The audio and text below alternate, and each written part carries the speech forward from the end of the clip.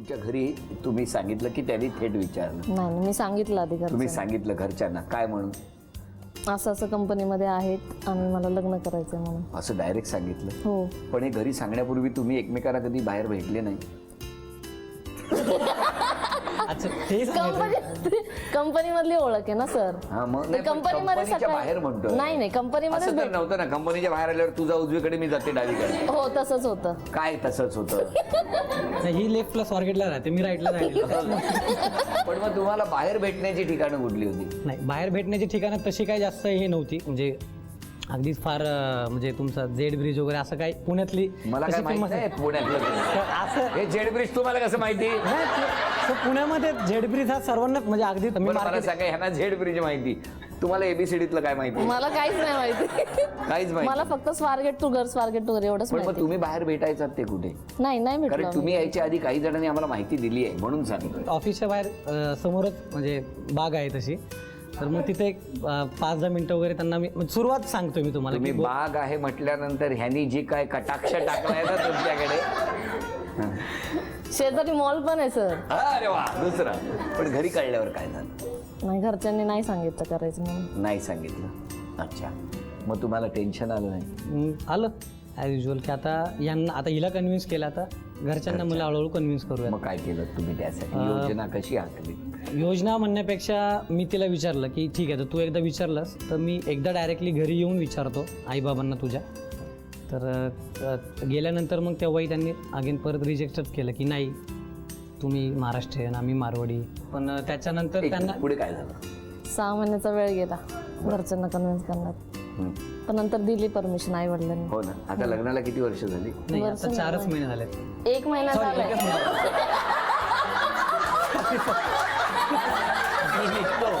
Sorry मी actually नाही माझ्या दिनेशच्या लग्नाबद्दल माझा विचार होता. आम्हाला काय माहिती नाही. ॲक्च्युली दिनेशबद्दल सांगणार होतो कारण की म्हणजे त्याचा मोठा हात आहे लग्नात, म्हणजे आई वडिलांना त्याच्या कन्व्हिन्स करायला.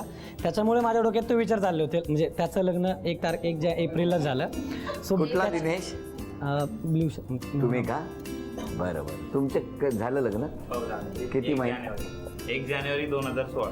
पण छान आहे. आता सगळं सुखाचं आहे, आनंदाचं आहे, हसत खेळत गप्पा सुरू झालेल्या आहेत. हो, आता या ठिकाणी तुमच्याशीही बोलणार.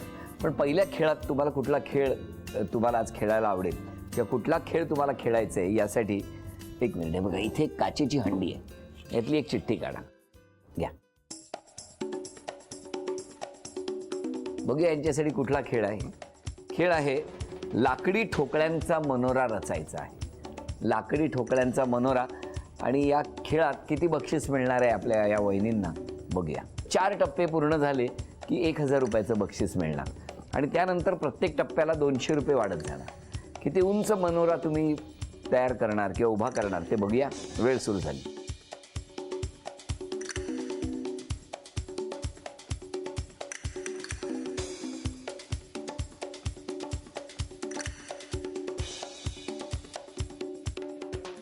तीन थर तर उभे राहिलेले आहेत. 4था टप्पा पण आता उभा राहतो आहे. त्यामुळे पहिलं बक्षीस इथे मिळू शकणार. अभिनंदन, 1000 रुपयाचं बक्षीस मिळालं. आता प्रत्येक टप्प्याला 200 रुपये. 1200 रुपयाचं बक्षीस. मनोरा हळूहळू झुकतोय.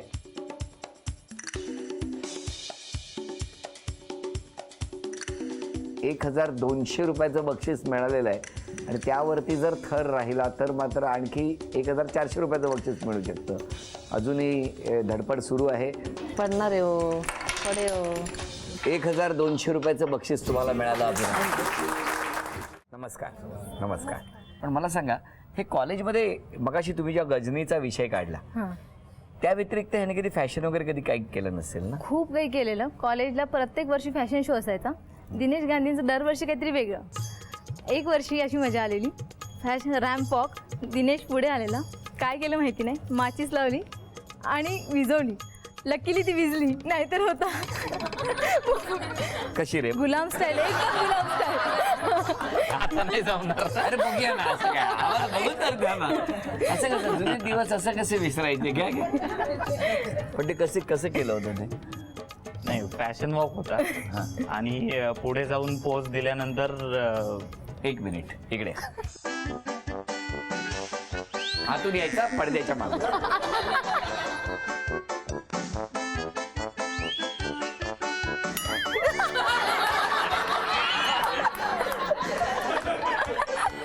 काय गंमत असते ना, तो फॅशन शो किती लक्षात राहिलाय तुमच्या पण, हो की नाही? बरं आता या दोघांबद्दल घरातले काय म्हणतायत ते आपण ऐकूया. बोला, कोण बोलतंय? मी दिनेशची बहीण आहे सोनाली गांधी आणि दिनेश आणि प्रीती दोघंही खूप छान आहेत. प्रीतीबद्दल सांगेन मी की प्रीती म्हणजे स्वभावाने खूप छान आहे. त्याच्यानंतर खूप केअरिंग आहे. माझ्या आईची खूप छान काळजी घेते, वडिलांची काळजी घेते. घराला एकदम मस्त तिने म्हणजे मी गेल्यानंतर मला जे वाटत होतं की बाबा काळजी लागते मुलीला, मुलगी गेल्यानंतर, पण ती आमच्या घरी मुलगी बनवूनच आली. त्यामुळे मला खूप आवडते प्रीती. बोला. मी दिनेशचा भाऊ सचिन गांधी. दिनेश हा लहानपणापासूनच थोडा रागीट स्वभावाचा आहे, पण खूप मनमिळावा आहे आणि हेल्पिंग नेचर आहे. तो प्रत्येकाला मदत करायला तयार असतो. काही मी व्हेरी खूप छान आहे, खूप कोऑपरेटिव्ह आहे. बोला. मी मोठे वडील आहो प्रीतीचे. प्रीतीनं आम्हाला या बाबतीत म्हणजे गांधींच्या बाबतीत काहीच सांगितलं नाही, पण ती लवाड आहे थोडी.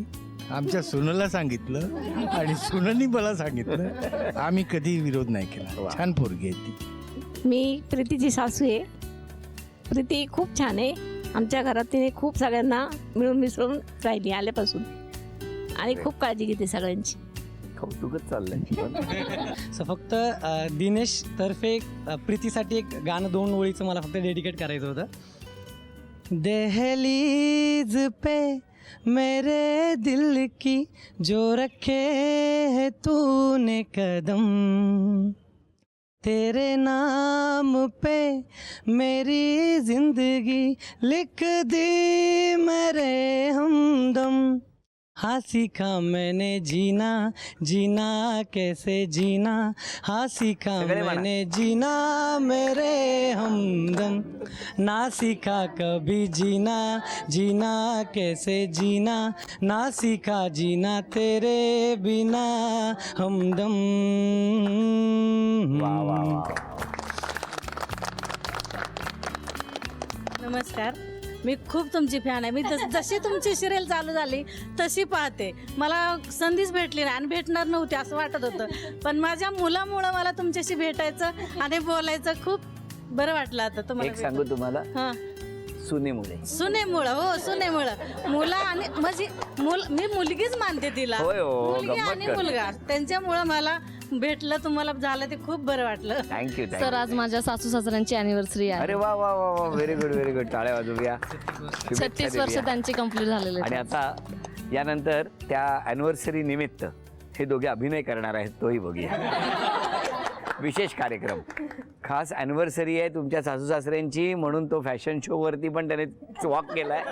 आणि आता या अभिनय करणार आहेत आणि तुम्ही सगळ्यांनी ओळखायचं आहे. तुम्ही तिकडे थांबा. घ्या एक चिठ्ठी. सिनेमा, हिंदी सिनेमाचं नाव आहे, बोलायचं नाही.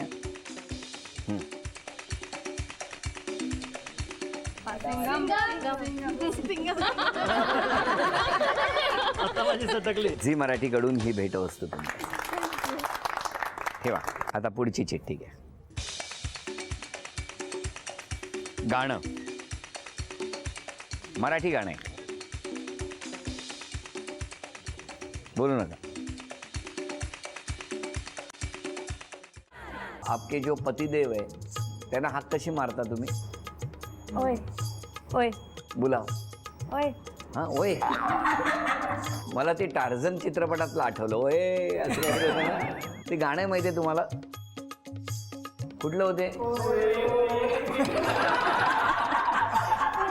बघितलं कसे मुद्दाम हे सगळे करतायत.